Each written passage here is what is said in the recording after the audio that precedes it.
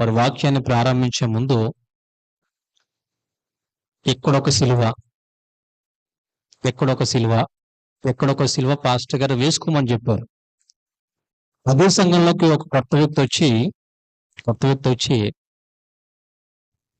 ఇక్కడొక సిలువ వేస్తున్నారు, ఇక్కడో సిలువ వేస్తున్నారు, ఇక్కడో సిలువ వేస్తున్నారు.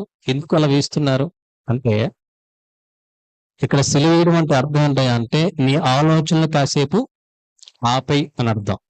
ఎక్కడ సిలువ వేయడం అంటే అర్థం అంటే కాసేపు నీ నోరు మూసుకో అని అర్థం. ఇక్కడ సిలువ వేయడం అంటే అర్థం అంటే నీ హృదయాన్ని తెరిచి దేవుడి మాటలు వినమని అర్థం. వెంటనే ఆ వ్యక్తి ఎక్కడో సిలువ, ఎక్కడో సిలువ, ఎక్కడో సిలువ వేసుకొని ఎక్కడో సిలువ కూడా వేసుకున్నాడు. అంటే అర్థం ఏంటంటే వాక్యం ఒక పెద్ద పని లేదు.